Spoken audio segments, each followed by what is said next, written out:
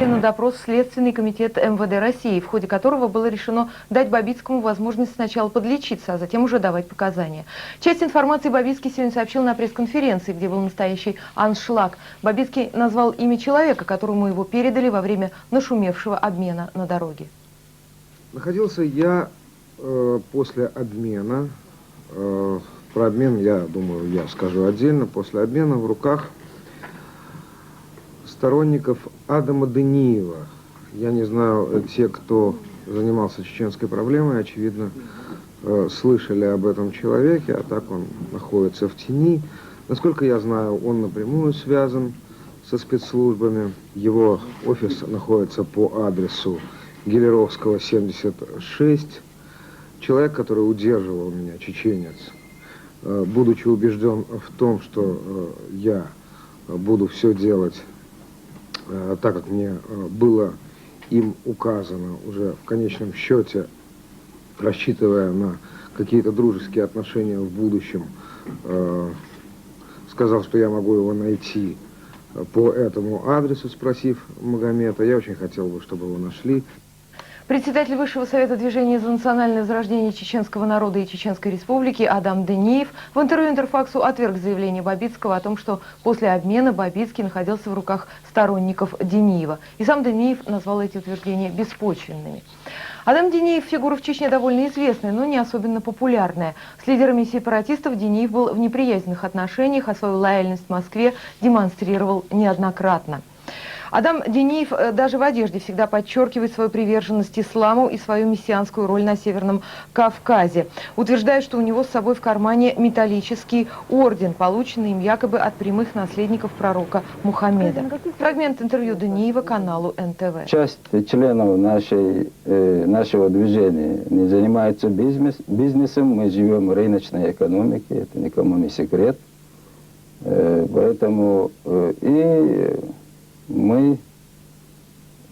нас финансируют именно те наши члены, которые занимаются бизнесом, как и все. У нас со всеми хорошие отношения, российскими политиками. Ну а с кем такие хорошие контакты деловые? Но они не хотят, чтобы мы их называли их имена, так как что творится в Чечне, это вы знаете. Они боятся, что до них дойдет рука бандитов. Поэтому в целях безопасности наших товарищей мы не афишируем имена вот тех политических лидеров. Сегодня в Чечне главный вопрос, куда делись лидеры сепаратистов Масхадов, Басаев, Хаттаб и другие. Все версии их исчезновения военные пока не комментируют. У боевиков два пути: гибель в горах под ударами российской авиации или прорыв в сторону Грузии и Азербайджана. Итак, война продолжается на юге Чечни, а в Грозном военные пытаются обезопасить улицы чеченской столицы. Там до сих пор множество мин и не разорвавшихся снарядов, рядом с которыми живут люди. Из Грозного наши специальные корреспонденты Александр Хабаров и Алексей Передельский.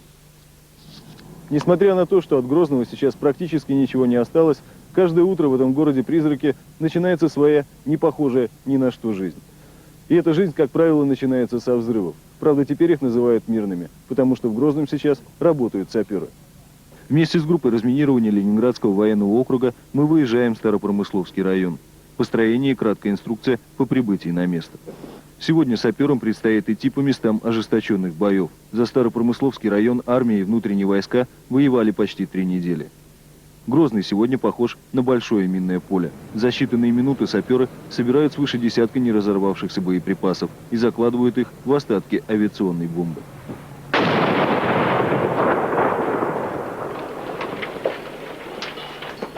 Это старая часть города, и почти везде здесь одноэтажные неказистые дома, а точнее то, что от них осталось. Каждый квартал в свое время представлял из себя мощный укрепленный район. За месяц работы в Грозном саперы хорошо изучили тактику минирования боевиков и теперь особенно внимательно осматривают окраины квартала.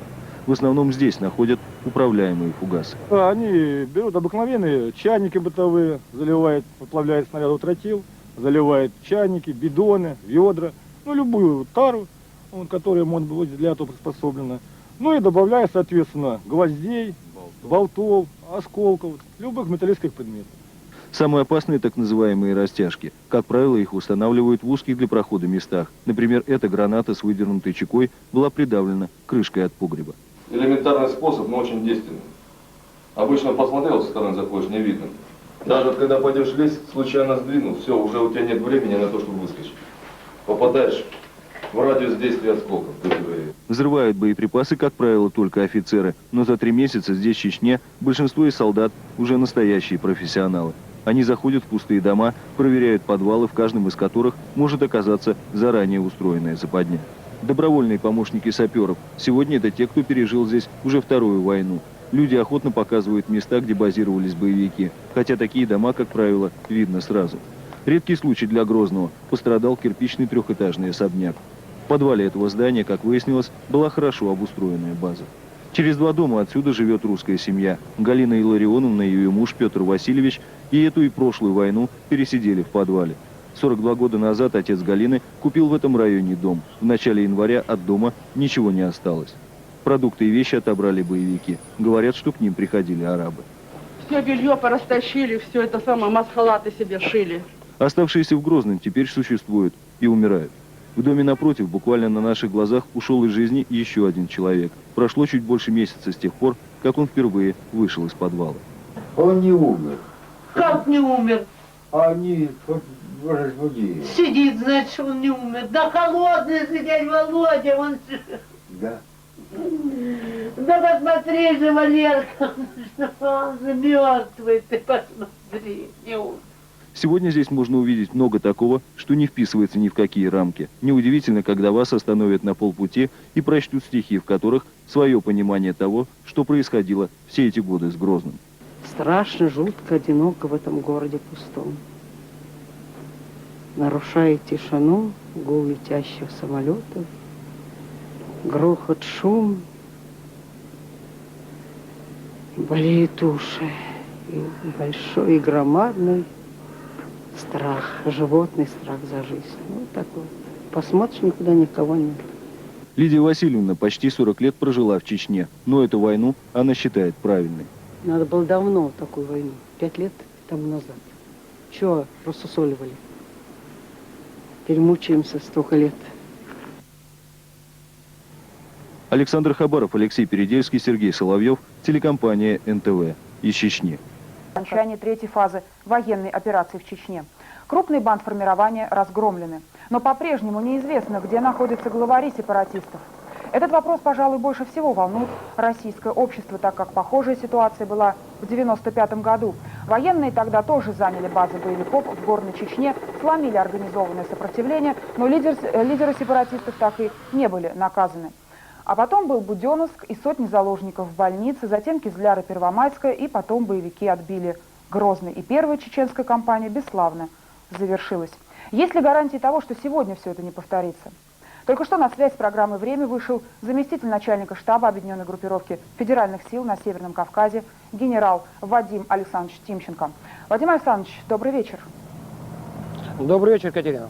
Итак, что известно о местонахождении лидеров сепаратистов? Где Масхадов, где Хатаб, где Басаев? Может быть, их уже и на территории Чечни-то нет? Иначе чем вот можно объяснить возможное объявление их всех в розыск по линии Интерпола?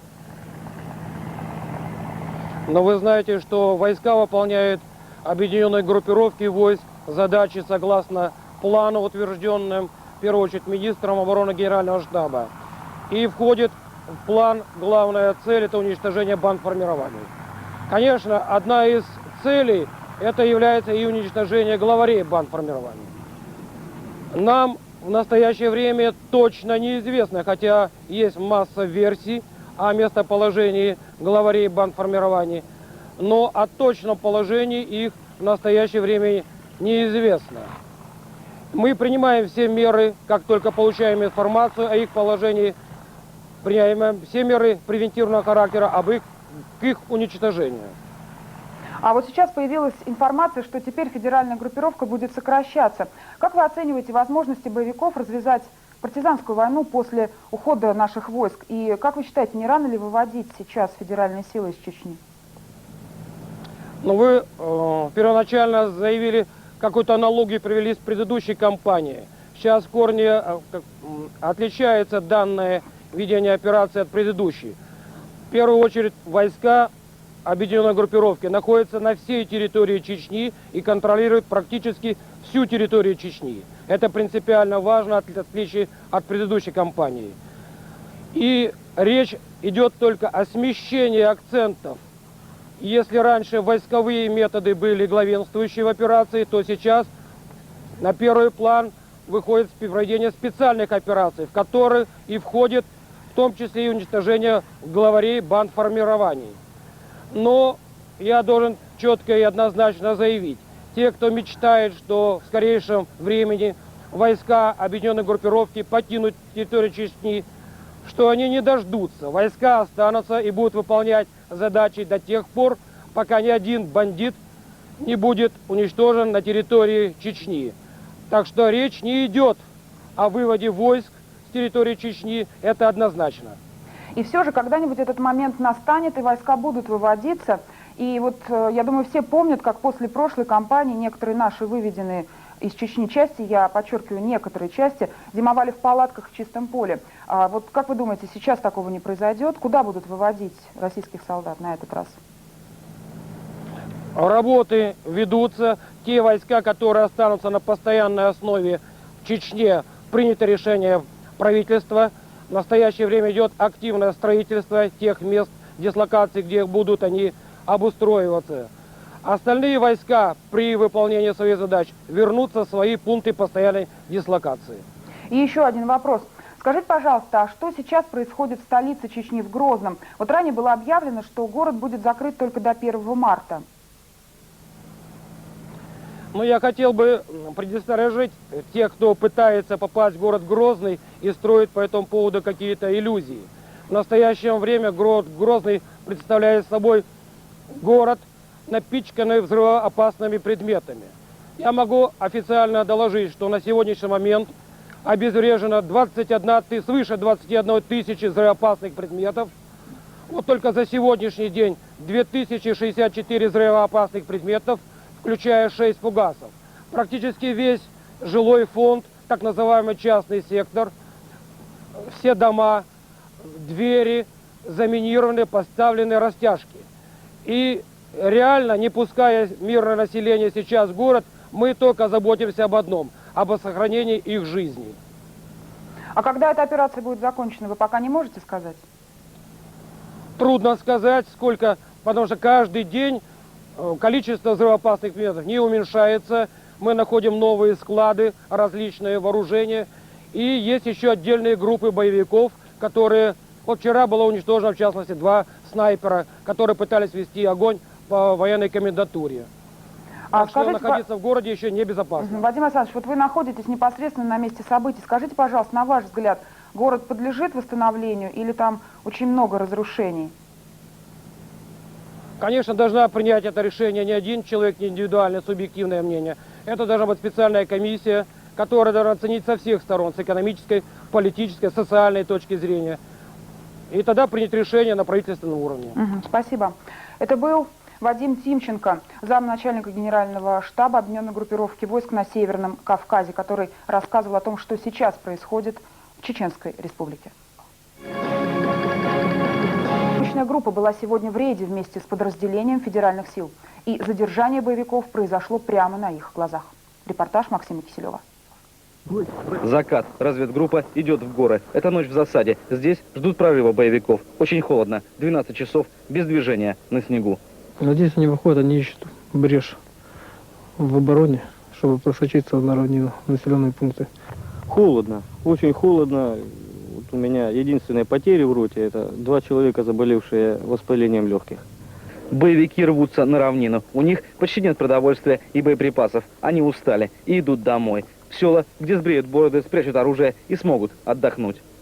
Каждую ночь в этом лесу появляются свежие следы. Боевики пытаются нащупать неперекрытые тропы, по которым им можно будет выйти из кольца. Цель обнаружена. Группа боевиков идет в Шали. Значит, примерно количество до 10 человек. Сейчас координаты доложу, как поняли прием. Батарея залпом! Огонь! Миномет! Утром снова в разведку. Этот лес еще не прочесывали. Как можно меньше переговоров по рации.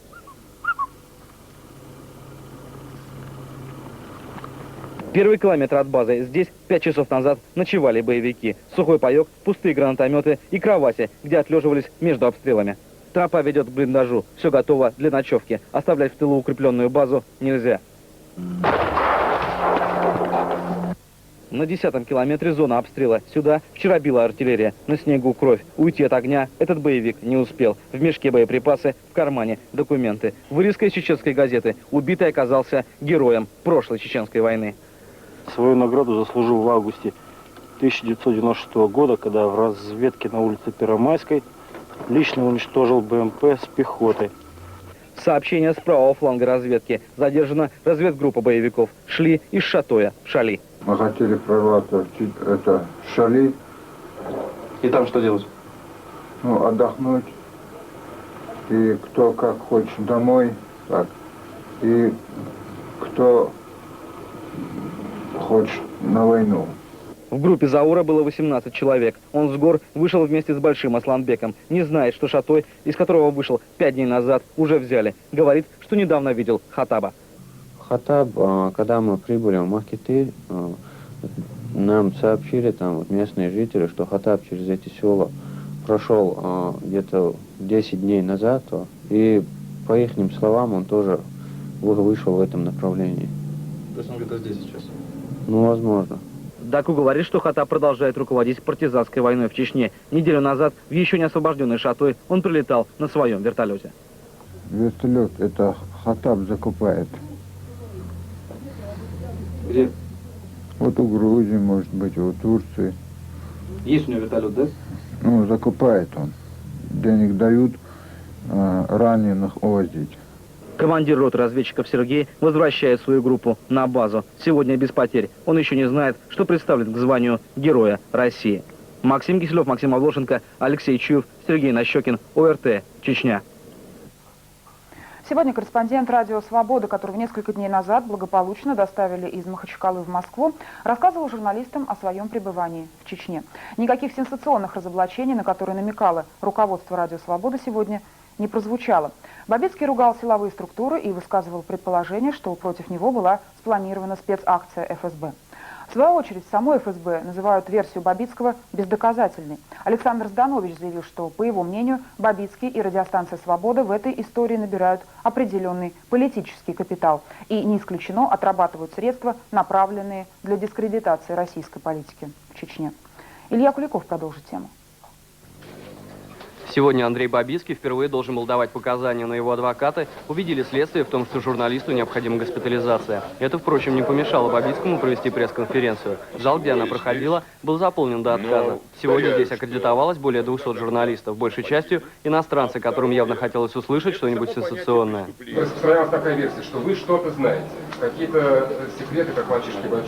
Может быть, что-то по поводу взрывов домов в Москве. Нельзя сказать, что ответами Бабицкого зал был разочарован, но никаких разоблачений корреспондент «Радио Свобода» не сделал. Наоборот, он несколько раз сам повторил, все обвинения в адрес российских спецслужб не более чем предположения. Мне кажется, я могу только предполагать. У меня нет даже во всем, что я рассказывал, вы видите, сколько «но». Бабицкий предполагает, что все произошедшее с ним – плохо организованная провокация ФСБ. Один из аргументов, который он приводит как доказательство, у тюремщиков в Чечне была та же манера разговора, что и у сотрудников МВД, с которыми он общался раньше. Бабицкий предполагает, что спецслужбы передали его не боевикам, а людям халифа Адама Дениева, который руководит движением Адамала и выступает за сохранение Чечни в составе России. Наша съемочная группа специально побывала в московской штаб-квартире этой организации. Ее адрес сообщил сам Бабицкий. Журналистов здесь сегодня не ждали в частном разговоре. Заявление журналиста назвали провокацией и ложью, пообещав вскоре дать официальное опровержение. Еще Бабицкий рассказывал на пресс-конференции о том, что все время, пока обстреливали Грозный, он находился в чеченской столице, фактически и нелегально. Я снимал сотни и сотни мирных жителей, остававшихся в подвалах. Эти кассеты у меня были изъяты, когда я 16-го не очень ловко попытался выбраться из Грозного под видом беженца. Со мной никаких насильственных действий в отношении меня не предпринималось. Но атмосфера вокруг меня была довольно скверная. Я не знал, что думать. Каждый день я ожидал каких-то самых катастрофических вариантов. Рассказать разведчикам, где в городе находятся штабы боевиков, Бабицкий отказался. Как он выразился, это не его компетенция. В результате журналиста перевели в СИЗО Чернокозова и выдвинули против него обвинения. Все, что было потом, известно из прессы. Хотя слово «известный» сюда не совсем подходит. Несмотря на возвращение корреспондента «Радио Свободы» в Москву, ставить точки в этой истории пока рано. Очевидно лишь итоги шумной кампании. Сегодня Савика Шустера, начальника Бабицкого, все спрашивали, насколько вырос рейтинг его радиостанции. На России же в западной прессе вылили очередную порцию грязи. Илья Куликов, Павел Полуйчик, Александр Исаев и Иван Филатов, ОРТ, Москва. Сегодня журналист газеты «Известия» Олег Блоцкий объявил, что он решил подать судебный иск против германской телекомпании N24. В этой телекомпании до вчерашнего дня работал журналист Франк Хёфлинг, который распространил видеосъемку похорон чеченских боевиков, выдав ее за свидетельство преступления российских войск. После разразившегося скандала Хёфлинга уволили. Но извиниться перед настоящим автором Олегом Блоцким никто из руководства телекомпании не пожелал, так же, как не принесены извинения и России. Сам Франк Хёфлинг общаться со своими коллегами пока отказывается, но нашему корреспонденту в Германии Олегу Мигунову удалось задать несколько вопросов руководителю компании N24. Репортаж из Мюнхена. Франк Хёфлинг прилетел в Мюнхен во вторник днем. Экстренное заседание главных редакторов канала N24 – это не то, что лгать по телефону из Москвы. Здесь Хёфлинг впервые сознался, что не присутствовал лично при съемках массовых захоронений в Чечне и был немедленно уволен. Франк Хёфлинг, по его словам, был настолько потрясен тем, что увидел в Чечне, что непременно хотел воздействовать на российское правительство, на прекращение войны. Даже когда мы спрашивали его по телефону «Ты там был?», он продолжал лгать нам. Редакция не давала заданий Франку Хёфлингу. Он опытный журналист, с 91-го года работал в России, несколько раз был на съемках в Чечне и сам прекрасно знал, какие материалы привлекают западных зрителей. Купив пленку у журналиста «Известий» Олега Блоцкого, Франк, наверное, почувствовал свой звездный час. Но оказалось, что он ввязался в скверную историю. Немецкие коллеги считают, что после этого случая ему будет трудно найти работу журналиста. Хёфлинг, хотел того или нет, ввязался в сложную международную игру. Это всегда опасно для журналиста. Но главная ошибка в том, что он упорно лгал, настаивал на своей лжи. Увольнением он еще легко отделался. Мы общественное телевидение, и если покупаем видеоматериалы, то только у известных источников, например, у BBC. С нашими журналистами подобных случаев не было и не могло быть. Обычная практика телевизионных журналистов. Самые опасные и грязные съемки выполняют безымянные наемники-стрингеры. Случай с Франком Хёфлингом показал, насколько опасна такая ситуация, когда журналист хочет улучшить действительность, а сам даже не был на месте события. В официальном заявлении канала N24 говорится, что Франк Хёфлинг уволен за нарушение основных норм журналистской работы, недобросовестное исполнение своих обязанностей и нанесение ущерба обществу. Какого ущерба и какому обществу здесь не говорится. Во всяком случае, о России не сказано ни слова. Олег Мигунов, Юрий Апельянц, ОРТ, Мюнхен.